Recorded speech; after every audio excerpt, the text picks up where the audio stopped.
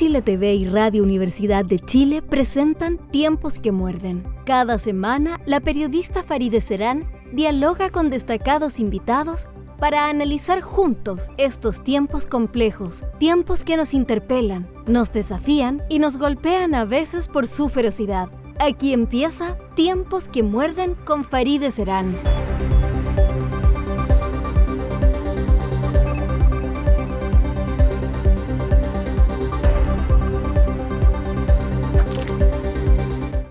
Le damos la bienvenida entonces a nuestra entrevistada Pascal Buenafuente. Gracias por estar aquí. Gracias por la invitación.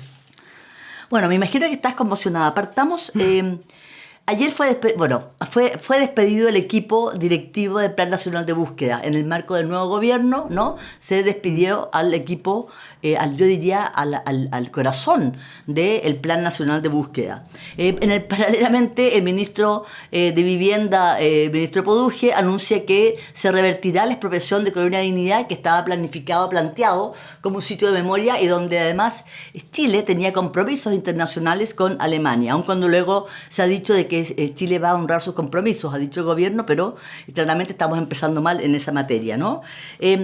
También uno puede decir de que el gobierno está insistiendo, por lo menos el presidente Kast, en el tema de los indultos, que va a hacer uso, ¿no?, de sus facultades indultarias para luego reformar esa disposición. Y además hay otro tema que preocupa, es que algunos de sus ministros han estado vinculados de alguna forma al pinochetismo. O sea, las señales para el tema de derechos humanos y la memoria en el Chile, en este país, son bastante complejas, sí, preocupantes, por decirlo menos. Así es. ¿Qué piensas tú frente a este panorama? Mira, antes que nada quería hacer una precisión, que yo estuve en el Plan Nacional de Búsqueda 2 años en Comisión de Servicio de la Universidad de Chile. Así es. Entonces mi Comisión de Servicio terminó a fines de enero recién pasado, no es que haya renunciado yo, terminó la Comisión de Servicio. Sí, no, bueno, te salvaste porque seguramente te habrían echado como el resto de la gente seguramente. No sé cuál es la situación. Bueno, despidieron puntualmente respecto de los despidos, aluden a que son cargos de confianza y en realidad estas personas que despidieron entraron por concurso público. Paulina Zamorana, la jefa del programa, entró hace 14 años, Magdalena Garcés a fines del 2024 por concurso, Tamara Lagos también por concurso. Entonces se entiende que quieran tener jefa de programa más acorde, pero no fueron las razones. Pero ahí lo preocupante es que ese equipo, ¿no?, que es el equipo medular del Plan Nacional de Búsqueda, tenía contactos con los fiscales, con la PDI, con quienes tienen que realizar toda la investigación. Sí. Estamos hablando además de una tarea que se supone que es una tarea de Estado, que es el Estado chileno quien se compromete en la búsqueda, ¿no?, de 1.500, 1.400 detenidos desaparecidos, cuyos restos tienen que ser encontrados, cuyos familiares merecen, ¿no?, enterrarlos como corresponde. Es un deber del Estado. Claro que sí, pero en eso puntualmente respecto a los despidos, que la razón que dan es falsa, digamos, no es así, pero también son malas señales, porque además he leído las declaraciones que hablan de que, por ejemplo, la jefa del programa recién despedida no tenía aptitudes para seguir los nuevos lineamientos, y todavía desconocemos los nuevos lineamientos del Ministerio de Justicia, porque así hablo específicamente. Otra declaración, del ministro Rabat, dijo que se reunió con una ministra en visita para entender el funcionamiento del plan. O sea, yo creo que hay un desconocimiento muy grande también de lo que hace el plan. Su objetivo general puede ser, ¿no?, pero no entienden, y yo temo que va a entrar gente. Bueno, el subsecretario no tiene ninguna experiencia en Derechos Humanos, subsecretario de Derechos Humanos, entonces van a entrar gente que le puede dar otra orientación, lo puede paralizar, desconoce el mundo de Derechos Humanos, el tema, cómo se trabaja y lo que hace específicamente el plan. Pero en general, claro, son todas señales ominosas. Lo de Colonia Dignidad, además aludiendo también a su costo, que además no fue tasado así anteriormente por el gobierno alemán. Hubo muchos problemas para tasar esos terrenos. Se negaban. Hubo muchos obstáculos. Así es, se negaban los propios, se organizaban. Pero también hubo problemas administrativos, burocráticos del Estado, digamos, para tasar. Entonces los valores tampoco son reales, ¿no? Y como dices, tiene un compromiso internacional. Los indultos que va a considerar son en contra de criminales condenados, y por crímenes muy graves. Sí. Es preocupante. Es muy preocupante. El mismo ministro, o sea, con su pasado también de apoyo a Augusto Pinochet. ¿Cuál de todos? Porque son claro. todos. Porque... Bueno, el ministro de Justicia en este Ajá. caso, si estamos hablando de derechos humanos. Pone este subsecretario sin experiencia, no sabemos cuánta experiencia o cómo va a llevar el plan de búsqueda o el programa de derechos humanos la nueva jefa, que es Constanza Garrido. No sé mucho de su antecedente. Pero sí, está dando muchas señales y muy rápidamente. Sí, no ha pasado ni un mes. Sí, bueno, es muy preocupante para el mundo de los derechos humanos. Y el retiro de los decretos, o sea, de retiro del Plan Nacional. Así es. Sí. Bueno, el decreto también que retira el Plan Nacional de Búsqueda, entre otros, bueno, retiraron decretos, hacían decretos, ¿no? Pero son señales graves, porque estamos hablando de derechos humanos, estamos hablando de compromisos del Estado, ¿no? Con compromisos no solamente con los familiares de los detenidos desaparecidos, de los ejecutados políticos, estamos hablando además de compromisos del Estado con organismos internacionales. Claro. Hay una situación ahí que es muy grave, y además porque yo soy una convencida, y no solamente yo, que el tema de derechos humanos, fortalecer, ¿no?, todo lo que significa los derechos humanos, la búsqueda de la verdad y de la justicia y de la reparación, tiene que ver además con las bases de nuestra democracia. No puedes construir una democracia sólida si tienes efectivamente esos pilares, ¿no?, que hablan de un pasado que no ha sido tocado, tan frágiles. Y en ese sentido, hoy día las señales son muy preocupantes. Claro, porque además son muchas personas que son negacionistas, en primer lugar, que nunca lo creyeron, que siguen sin creerlo. Sí. Y que hubo una declaración de alguien así, del Partido Libertario creo que era, que decía que los mismos familiares no querían encontrarlo porque era un negocio. Sí. O sea, tienen un total desconocimiento del trauma y lo que ha significado para miles de familias en todos estos años, o sea, más de 50 años. Bueno, vamos a entrar en detalle al Plan Nacional de Búsqueda, a ciertos anuncios, por ejemplo, lo del vertedero de Macul, ¿no?, que CIPER publicó hace unas semanas esta información de que habrían alrededor de 30 cuerpos de detenidos desaparecidos ahí. Eso vamos a tocarlo más adelante. Partamos con algo a propósito de este tema de la sensibilidad de los familiares y del tema de derechos humanos en sí. Tú te has destacado y has sido premiada además, ¿no?, reconocido en tu trabajo con los estupendos libros de investigación periodística, investigación dato duro, ¿no?, que además lo unes con una muy buena pluma. Yo debo decir que bueno, he leído todos tus libros y me parecen muy interesantes. El Cazador, todo, por ejemplo, cuenta un poco sobre estos acercamientos. Trata, por ejemplo, sobre el Departamento Quinto de la Policía de Investigaciones, que hizo un trabajo realmente espectacular en relación a la búsqueda, ¿no?, de los criminales al inicio de la transición de lesa humanidad que estaban escondidos. Hay un capítulo magnífico que trata sobre la detención de Manuel Contreras, ¿no?, y todo el operativo que hace este Departamento Quinto con otros apoyos para poder detenerlo. Estaba trincherado en su fondo en el sur de Chile. El libro de Rodrigo Rojas de Negri, que es una investigación muy acuciosa, donde además refleja los sueños de este joven, ¿no?, que llega a Chile para reencontrarse. Se había crecido en el exilio en los años 80 y es quemado brutalmente. Bueno, hablemos de esa... ¿Por qué te aproximas a esos temas? ¿Qué pasa? ¿Cuál es la importancia, ¿no?, de la memoria y de estos libros, de estos textos sobre lo que ocurrió, sobre nuestra memoria? Sí.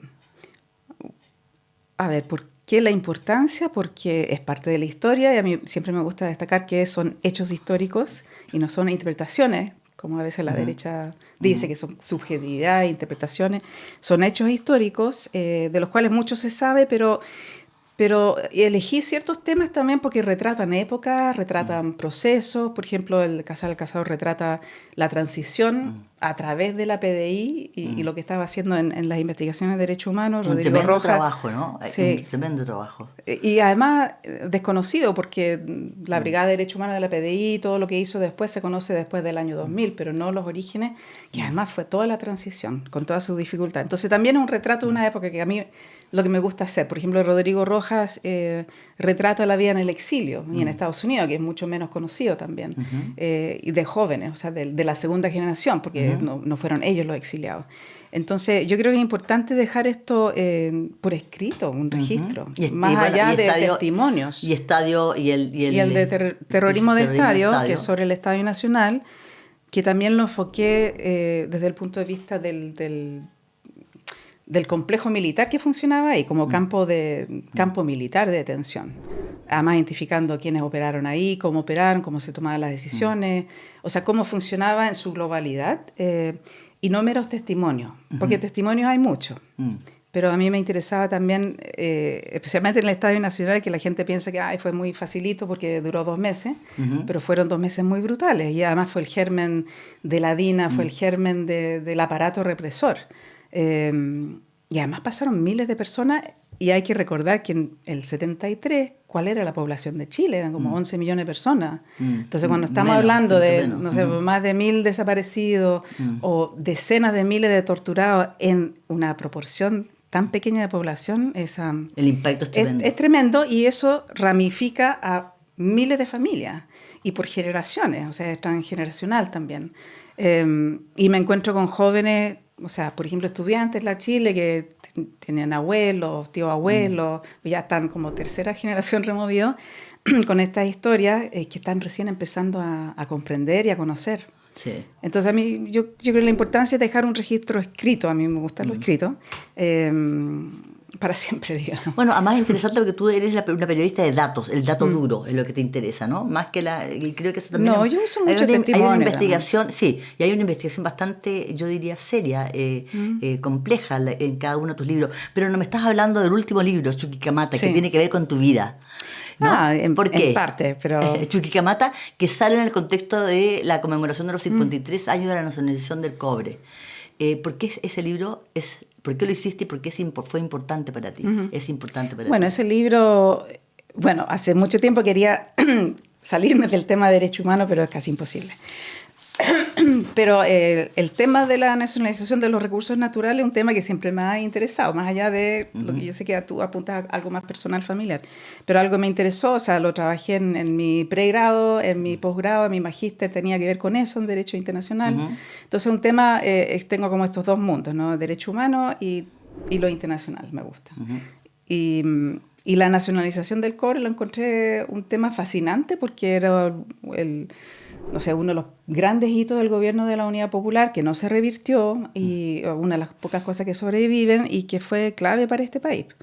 Y yo no sé si, claro, muy adentro viene este germen por nuestra historia familiar, porque mi papá terminó yendo a Estados Unidos y terminó trayendo toda la familia el año 72, cuando fue designado asesor legal a la Embajada de Chile en Washington, frente a las demandas de las multinacionales que habían sido nacionalizadas. Entonces, de ahí terminamos viviendo en Estados Unidos. Ese es como, en realidad, la nacionalización del cobre es el origen de mi historia familiar y personal, claro. Interesante. ¿Y viviste cuánto tiempo? 14 años. 14 años. Sí. Y en realidad cambia el rumbo de vida, porque como soy bilingüe, claro, uno llega aquí, yo llegué el 86 de vuelta a Chile, y el inglés me salvó, o sea, laboralmente me salvó. Exacto. Y me permitió además empezar a hacer corresponsalías, ¿me entiendes? Me parece, fue clave. Estamos conversando con Pascal Bonnefoy, periodista investigadora, fue parte del Plan Nacional de Búsqueda. Vamos a hablar de su trabajo en el Plan Nacional de Búsqueda, de la importancia del Plan Nacional de Búsqueda en este programa Tiempos que Muerden. Pascal, me parece muy importante, tú concretamente en tu rol como investigadora, tú estabas en uno de los objetivos, tiene tres objetivos el Plan Nacional de Búsqueda, no quiero hablar en pasado, creo que este es un deber de Estado, así que espero que efectivamente continúe, ¿no? Esclarecer las circunstancias de desaparición o muerte de las personas víctimas de desaparición forzada y su paradero. Este es uno de los 3 objetivos del Plan Nacional de Búsqueda, y tú trabajabas específicamente en este. Sí. ¿En qué consistía ese trabajo? Bueno, yo trabajé en el área de búsqueda, que es un área nueva que se creó en el programa, porque las otras áreas eran preexistentes, permanentes, digamos, la jurídica, social, sitio de memoria y...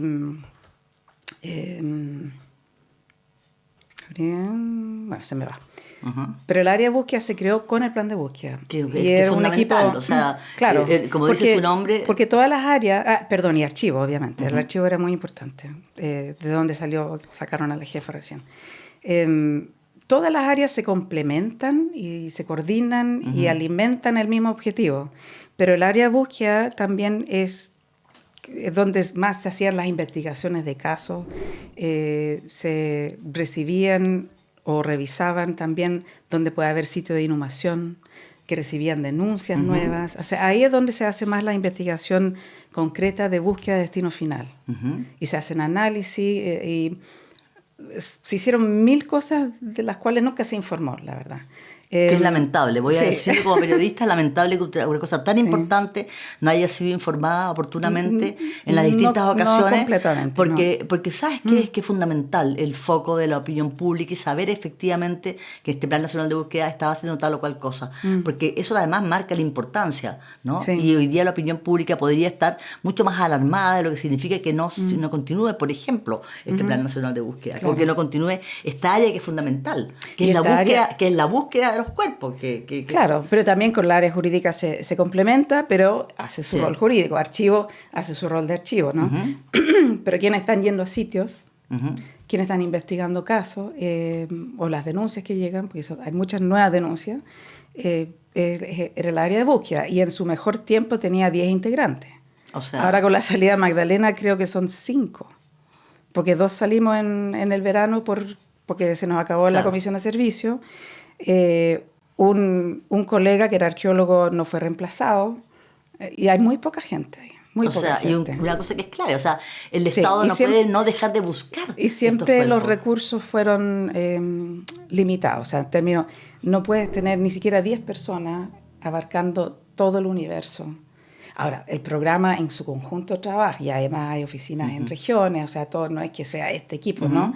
Pero las tareas específicas de este equipo es muy difícil desarrollar con tan pocos recursos y recursos humanos. Y yo no sé si van a aumentar ese equipo, un poco lo dudo, no sé. ¿Qué lineamiento, qué coordinador va a llegar nuevo? ¿Qué lineamientos van a dar? Y hay mucho trabajo hecho que... Claro, cuando se mide, o sea, alguien va a decir, ok, pero ¿cuántas personas han encontrado? Bueno, una viva.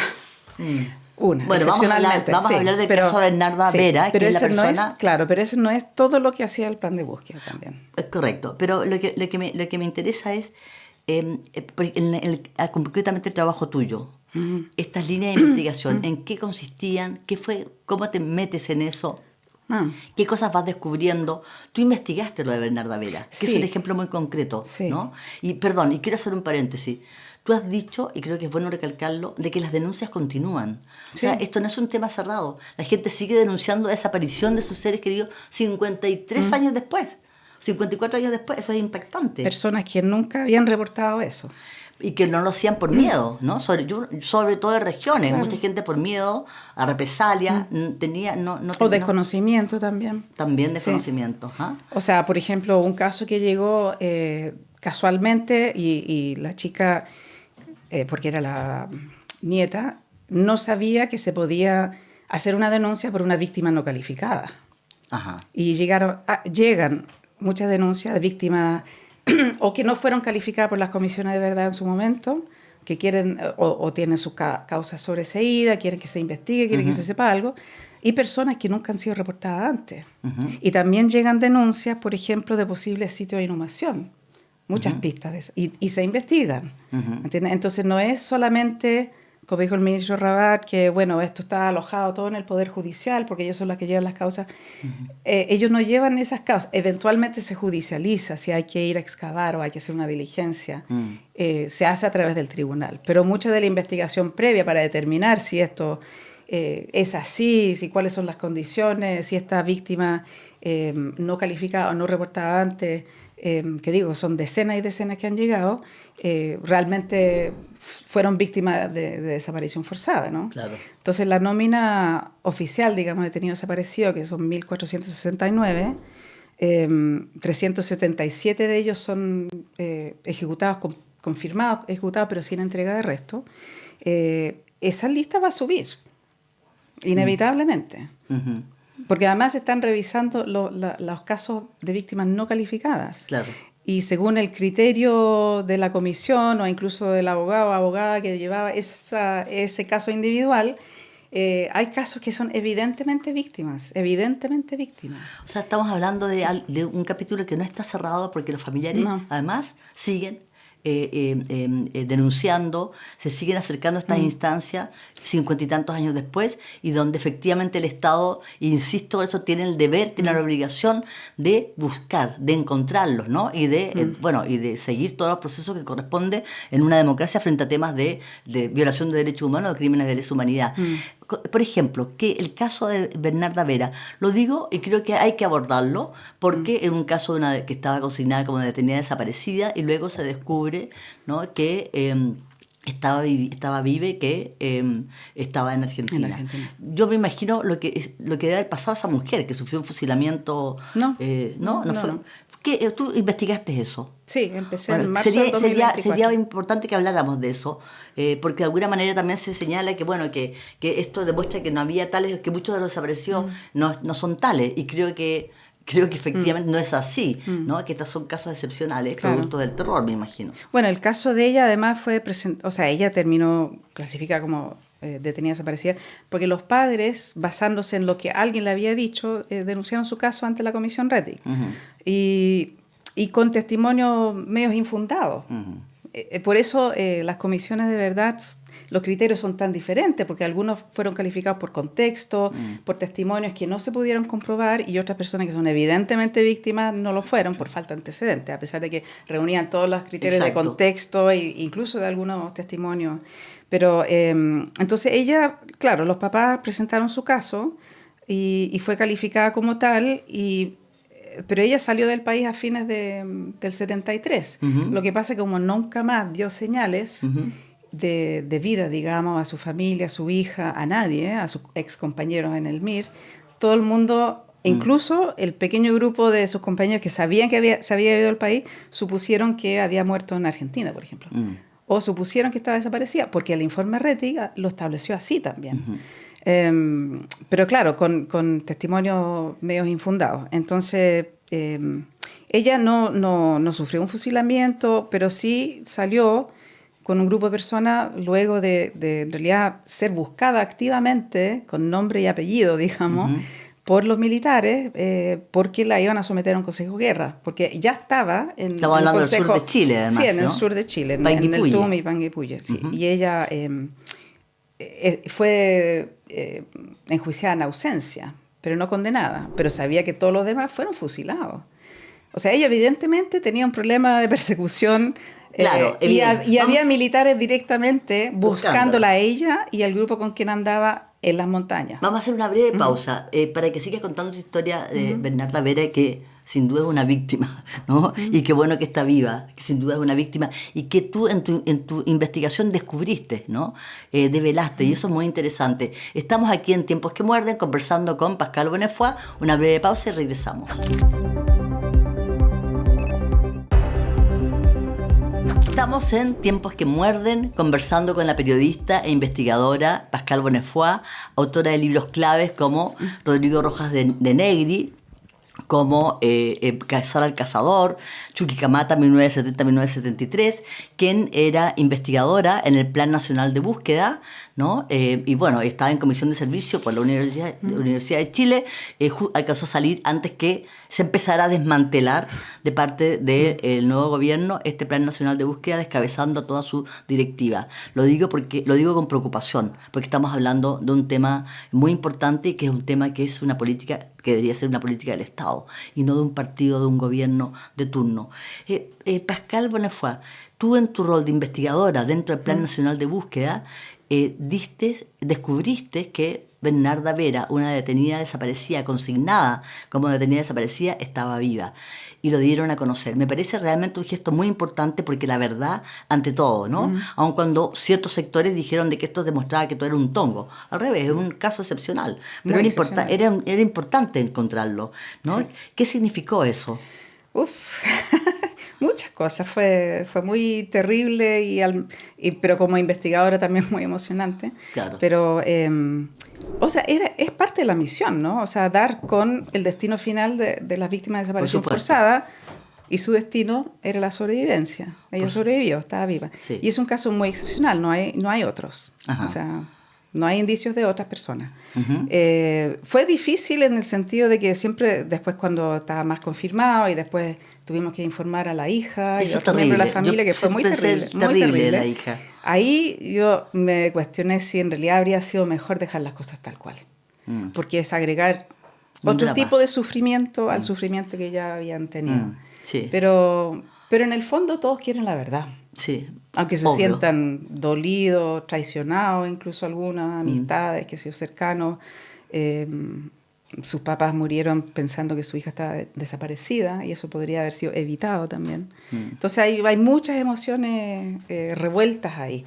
Pero fue un desafío interesante y empecé a investigarlo a propósito de otro caso. Si no es que yo llegué así, por una de las primeras cosas que hice, sí, pero no era algo que yo llegué con eso en tabla, sino yo estaba viendo otro caso de un compañero de ese grupo con quien andaba, que sí está desaparecido.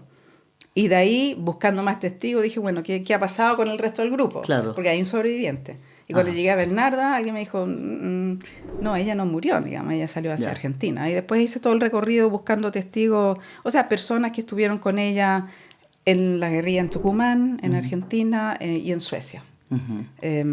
Principalmente testimonial, o sea, por muchos meses fueron, pero muchos testimonios concordantes. Yo ya le había sacado toda la historia, hasta los nombres de los hijos, todo, cuando finalmente llegó documentación oficial de Suecia, que fue un año después, Que ella confirmando formó eso. otra familia con otros hijos. O sea, claro, y usaba su nombre verdadero. Ya. Y en Argentina también. Ya. Sí. Bueno, me impacta eso pensando en la hija. Sí. En el dolor de la hija y todo eso. Pero bueno, pero eso, claro, fue un caso excepcional porque lo que está ocurriendo hoy día es que llegan denuncias de nuevos detenidos desaparecidos. Sí. ¿No? Sí. O sea, exactamente al revés de lo que en algunos sectores se decía. Pero hay otra denuncia que se hizo a propósito de los sepultados en un ex vertedero de Macul, que eso también es un informe que hace el Plan Nacional de Búsqueda. O sea, el Plan Nacional de Búsqueda fue bastante eficiente en señalar en su corto tiempo de funcionamiento, que yo espero que siga funcionando, ¿no? Con dar pistas donde pueden haber algunos de los 1000 y tantos desaparecidos cuyos cuerpos no han sido encontrados. Sí, eso, bueno, lo de Macul partió primeramente con la agrupación de derechos humanos de Macul, un grupo de vecinos. Y ellos ya habían recogido algunos testimonios ya del año 2022 sobre posibles entierros en un exvertedero, en un sector de un exvertedero que había sido Pozo Arenero, después fue vertedero y pertenecía a la comuna de Ñuñoa. Sí, se empezaron a hacer reuniones, o sea, cuando yo llegué ya había una mesa interinstitucional armada trabajando en este tema, que incluía al médico legal, a la PDI, a la gente del programa de Derechos Humanos, a la agrupación. Y nosotros emprendimos nuestra propia investigación, otros colegas entrevistaron a más personas de otros sectores que vieron exactamente lo mismo. Había una multitud de testimonios concordantes de que en ese vertedero llegaban militares, preferentemente de noche, fusilar gente o enterrarlos en ese vertedero y después le echaban basura encima. Eso por un lado. Y la zona también estaba media militarizada y era una zona, o sea, la rotonda departamental, que ya ni existe la rotonda, pero la rotonda era un peladero. Y cerca de ellos habían tomas, poblaciones y tomas. Y son esos pobladores los que vieron todo esto. Hubo sobrevivientes también, que ellos mismos rescataron. Y se dejaban cuerpos ahí, porque era un sitio eriazo, era muy desolado. Entonces ese sector también, San Juan de la Aguada, departamental con Macul, era un sitio donde tiraban cuerpos. Y yo empecé a ver también todas las víctimas comprobadas, porque llegaban al médico legal y se decía dónde habían sido hallados los cuerpos. Eran principalmente personas con antecedentes delictuales, muchas víctimas no calificadas, que no fueron calificadas, pero evidentemente son víctimas de ejecución política. Y entonces había un cuadro ahí y testimonios concordantes que ameritaba al menos una exploración, ¿no? Se hicieron muchas cosas, porque fueron como 2 años, pero en resumen. Y también se hizo una propuesta de excavación, no la técnica, sino el sitio, digamos. Cuál es la profundidad a la que había que llegar, cuál era el diámetro, cuál sería la magnitud, pero el lugar exacto, ¿no? Que no es todo todo el sitio departamental con Macul, sino es un sector específico al fondo, más cerca del San Juan de la Guá. Y eso se demoró un año en hacerse, pero el informe llegó a manos de la ministra Plaza en febrero. Ya. Y ahora está en sus manos determinar qué hace con eso. También hubo muchas reuniones con el MOP, Ajá. que se comprometió a Ese es a un- trabajar en esas excavaciones, porque Ajá. esto no es una obra para que vaya el servicio médico legal con palas, ¿me entiendes? Claro. Son obras Algo mayores, mayor, sí. grandes. Y de hecho eso fue una de las grandes preocupaciones, o sea, los costos, el recurso y la magnitud. Pero si lo toma el MOP, Mm. para ellos no es tan Claro. descabellado ni exagerado, y se comprometieron a elaborar una propuesta más técnica de excavación, lo cual hicieron. Todo eso se entregó a la ministra y también el compromiso de ellos colaborar en esas obras. O sea, Está todo dado, perdón, y ahora ese Sí. sitio es un peladero y el sector exacto donde está el ex pozo, ex vertedero, está tomado. ya. Está tomado por una familia y una empresa, o sea, es de una empresa, y hay un señor ahí que dice que representa X otra empresa y se instaló ahí, pero es una toma ahora. Ya, bueno, pero muy pequeña. Pero tienen que hacer esas excavaciones, esos muy cuerpos tienen que ser factible. encontrados. Es muy factible porque el lugar ahora es un estacionamiento, más tierra, hay muchos sitios eriáceos todo alrededor, o sea, si hay problema de dónde van a dejar la tierra, ahí. Sí, pero habla O sea, es de bien factible. de 30 cuerpos. No. No, eso es otra cosa. Ajá. O sea, eso lo publicó CIPER, no, yo no estaba de acuerdo con, no me gustó mucho la idea que lo hayan publicado, que es un anexo que hicimos por solicitud de la ministra Plaza de ver qué víctimas asociados podría haber. No significa que esas personas están ahí, sino que buscamos todas las víctimas del 73, nos concentramos septiembre, diciembre, porque ahí la mayoría de los testimonios eran de esa época, o sobre esa época. ¿Qué personas desaparecidas en esa época en Santiago, dejé fuera como la región metropolitana más, de los cuales no hay ningún rastro, indicio de que pudieran haber desaparecido o haber sido enviados a otras partes? Y ahí está la lista de 30 nombres, pero eso no significa que esas 30 personas están ahí.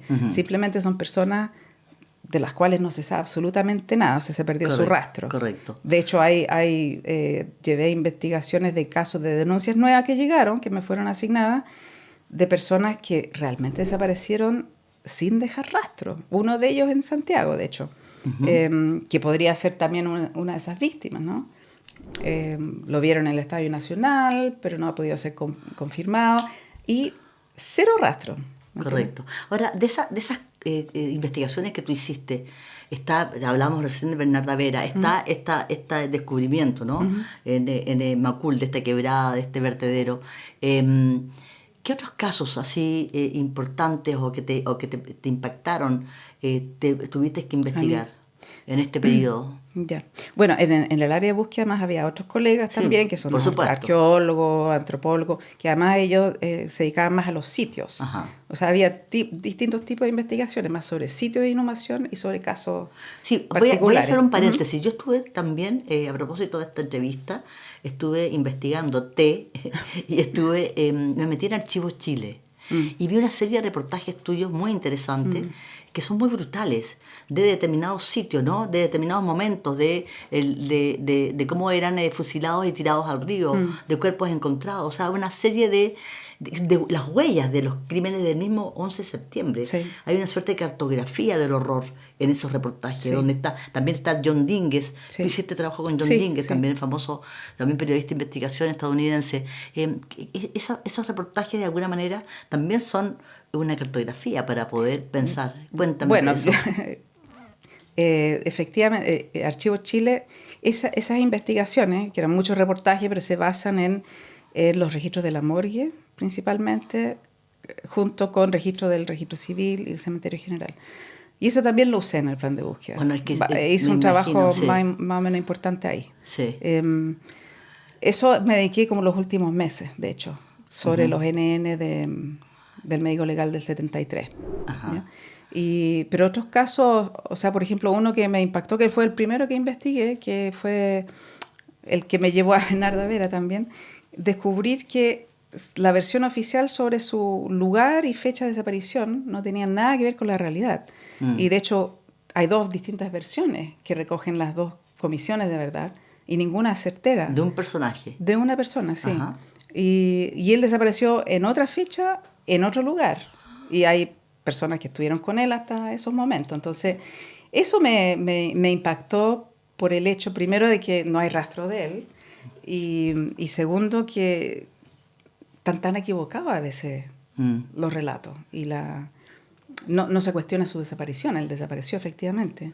Pero el informe Rettig fijó una verdad supuestamente establecida y en eso se basaron las investigaciones judiciales por muchos años, muchos años.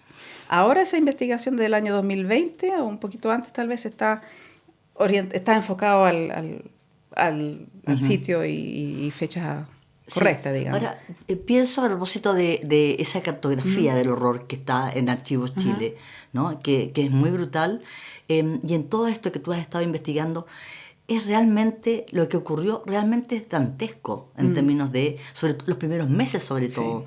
Sí. Y tú de alguna forma documentas eso. ¿Qué mirada tienes sobre esos hechos? ¿Qué mirada tienes tú sobre este trabajo que has hecho y general sobre este tema, ¿no? de la búsqueda de estos cuerpos, de lo que ocurrió en este país en los primeros meses de la dictadura y luego siguió ocurriendo? Porque fue bastante masivo, más de lo que fue uno muy supone. Masivo el 73, sí, principio de los 70, pero muy masivo. Pero yo creo que una de las cosas que más me ha impactado y más me importan, bueno, no sé si me importan, pero que yo creo que no se puede soltar, son todas esas víctimas que no han sido reportadas antes. Son muchas. Entonces algunos dicen, no, el plan de búsqueda se tiene que dedicar, como es tanto trabajo, tantas víctimas, dedicar a las víctimas calificadas. La gran mayoría tiene causas judiciales en marcha, pero después hay otro universo de víctimas que no fueron calificadas además, o que nunca fueron reportadas, que además surgen sus nombres en expedientes, en registros de la morgue. O sea, nadie está circulando esos nombres. O sea, nadie ha investigado esos 1460 y tantos, o sea, puede ser muchos más. Sí, son muchos más. Y mucha gente, por ejemplo, de regiones que se vino a Santiago, que perdió contacto con su familia, delincuentes o gente con antecedentes delictuales, nadie los buscó, nadie se preocupó, gente que, no sé, cuyas familias no se enteraron nunca de su muerte, o que desaparecieron y, no sé, supusieron que se habían ido a otra parte, pero es gente que además es difícil de rastrear lo que les sucedió. Por ejemplo, dentro de allanamiento de X población puede haber muchas víctimas calificadas y después ves que tantos cuerpos que llegaron a la morgue junto con ellos hay otras personas, ¿me entiendes? O personas que tuvieron exactamente la misma circunstancia, pero nadie presentó una denuncia por ello. Entonces, por ejemplo, hay un caso de dos personas, los dos con antecedentes delictuales, fueron fusilados de la misma manera, votados de la misma manera en el mismo lugar, y uno fue calificado y el otro nunca, porque la familia nunca se enteró. ¿Me entiendes? Y de eso hay mucho, y eso estoy hablando de Santiago, porque yo me dediqué principalmente en respecto de este tipo de víctimas. Sí. Pascal, me gustaría que un poco hagamos una reflexión sobre todo esto. ¿Por qué es importante que el Plan Nacional de Búsqueda continúe? ¿Por qué es importante que la gente conozca lo que el Plan Nacional de Búsqueda hace?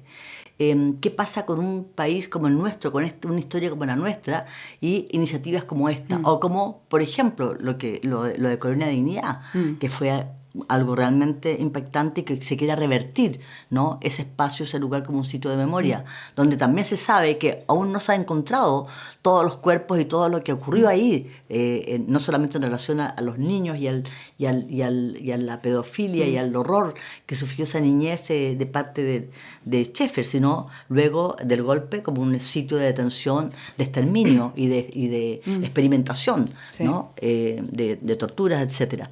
¿Qué reflexión te haces tú como periodista metida en eso, de todo esto? O sea, porque una sociedad debe estar en esto, más allá del gobierno de turno que esté en la moneda. O sea, primero porque la verdad y los familiares se merecen saber. Y aunque tengan la probabilidad de que no se van a encontrar los restos de sus seres queridos, necesitan al menos la verdad. Por un lado, por los familiares, pero también porque ellos han llevado la carga, bueno, como se dijo cuando se creó el plan de búsqueda, y los familiares siempre han llevado la carga de la investigación y de la búsqueda. y de manera muy marginalizados también por otros sectores que dicen, bueno, ¿hasta cuándo? ¿Hasta cuándo? O sea, ¿hasta cuándo tú nunca vas a soltar algo así?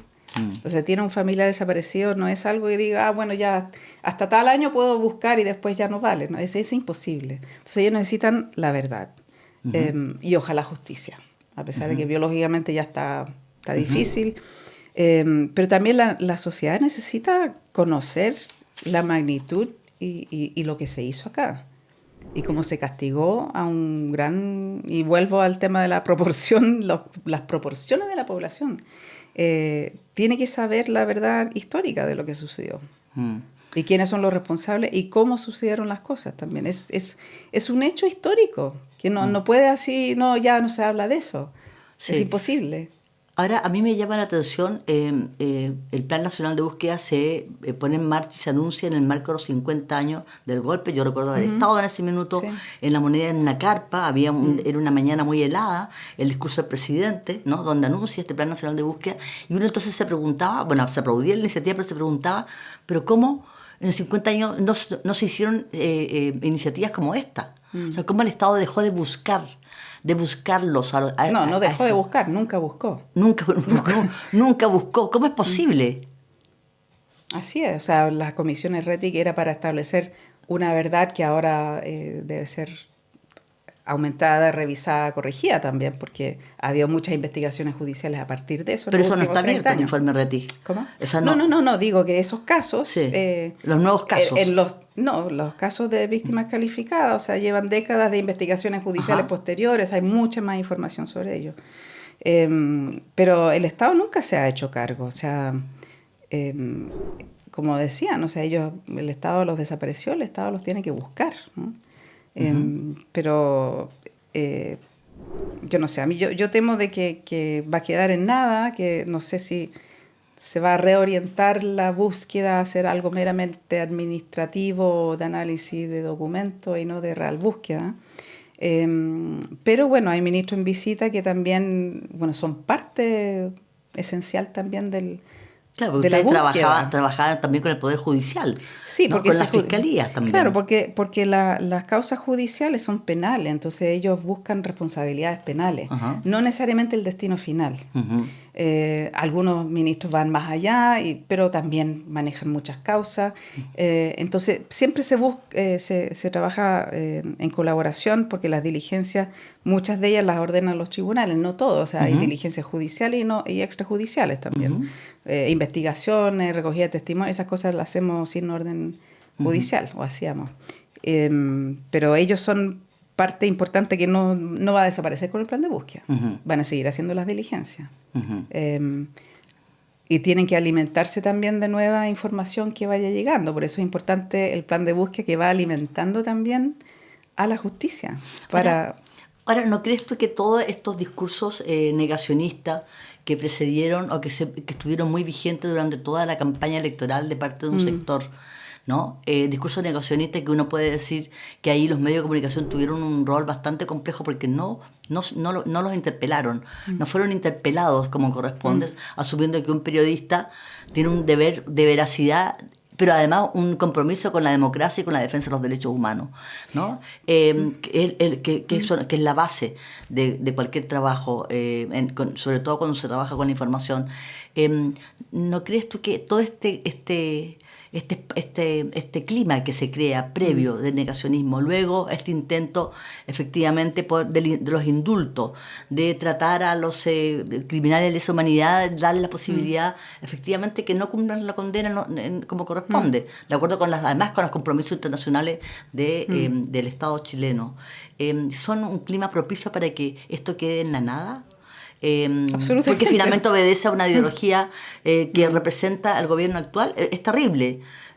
O sea, los partidos del gobierno, su germen están en los partidos que apoyaron a la dictadura. Ese es su germen. Y muchos de los más antiguos dirigentes vienen de ahí, o sea, y siempre negaron. Ahora dicen que no, o sea, no sé si va a seguir el plan de búsqueda, dicen, pero ¿qué entienden por el plan de búsqueda? Lo que a mí me llamó la atención, y el rol de la prensa, por un lado, que no estaban informando porque tampoco se entregaba mucha información, pero también como que no sabían qué preguntar, me daba la impresión, ¿no?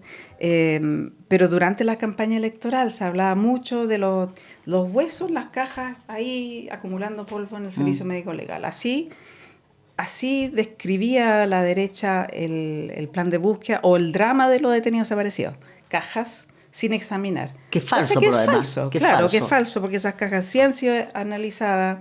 Cuando se habla de muchas de las cajas que estuvieron muchos años, eso sí, no hay justificación, en un sótano de la Universidad de Chile. Bueno, esas cajas sí fueron revisadas. Había mucho resto cultural, no todos eran restos humanos, los que sí están siendo analizados por laboratorios extranjeros, otros acá, y eso lo informó el médico legal. Pero cuando... O sea, las tales cajas con los huesitos, como decía la ultraderecha, no son tales. Fueron es todas... que además no es identificación automática ni inmediata, si se demoran años a veces. Porque además se manda al laboratorio y se demoran mucho tiempo también en devolver los resultados. Pero está en curso eso. Pero se debería haber preguntado, o sea, la prensa al menos debería haber preguntado. ¿Me entiendes? ¿Qué pasa?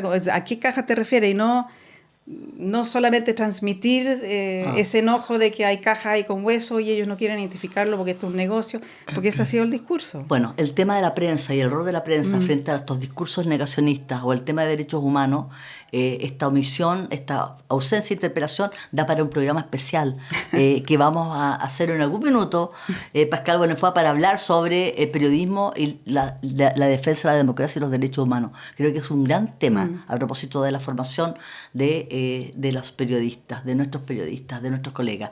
Estamos llegando lamentablemente al final de Tiempos que Muerden. Pascal Bonnefoy, te agradezco tu presencia, te felicito por el trabajo que hiciste en el Plan Nacional de Búsqueda. Esperamos todos, las ciudadanas y ciudadanos de este país, que ese plan continúe, porque es un deber del Estado encontrar los restos de nuestros detenidas desaparecidos, producto de la acción del terrorismo de Estado que se practicó en este país. Es un deber no solo de memoria, es un deber del Estado, una responsabilidad política. Gracias, Pascal Bonnefoy. A nuestros auditores, auditoras, nos despedimos, a nuestros espectadores, espectadoras, nos despedimos para un nuevo programa de Tiempos que Muerden.